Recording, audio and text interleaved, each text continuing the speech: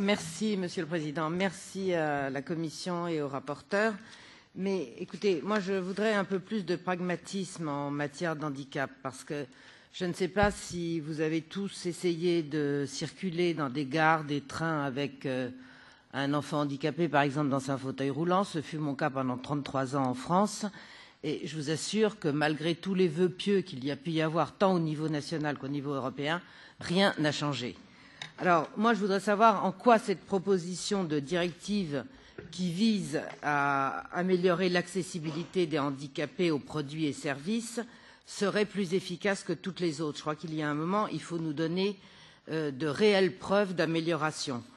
Et jusqu'à maintenant, je regrette, mais les résultats escomptés n'ont pas fait leurs preuves. Alors moi, je pense que le manque de précision, justement, et certains d'entre vous en ont parlé, dans la définition des produits et services concernés par le champ d'application de votre proposition, ne constitue pas pour autant un blanc-seing laissé à la Commission dans une union qui pâtit déjà d'un manque de légitimité démocratique et surtout d'une surcharge de technocratie. Enfin et surtout, je cite, ouvrez les guillemets, la présente proposition vise à introduire de la cohérence entre les dispositions applicables aux États-Unis et les règles de l'Union européenne. Et je dirais que moi, c'est cette phrase-là qui m'inquiète le plus parce que je me demande si vous faites semblant de ne pas voir ou si vous ne le voyez pas, qu'au-delà de l'aspect symbolique d'une Europe qui est réduite à s'aligner sur les normes des États-Unis, la directive donnera un avantage considérable aux entreprises américaines, évidemment, qui suivent ces règles depuis très longtemps, eux, et qui n'auront finalement aucune charge supplémentaire à subir pour s'établir sur l'ensemble du marché européen, au contraire d'ailleurs de la plupart des entreprises européennes concernées par cette directive. Vous avez parlé, Madame, de l'exception faite éventuellement aux micro-entreprises, mais ça ne suffit pas. Il n'y a pas que des micro-entreprises, en tout cas sur le territoire national français.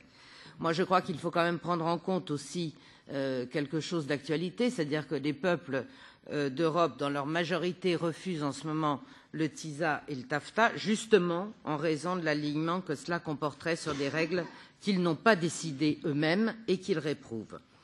Or, il semblerait, sauf erreur de ma part, que ce soit dans cette même logique que préside la constitution de cette directive.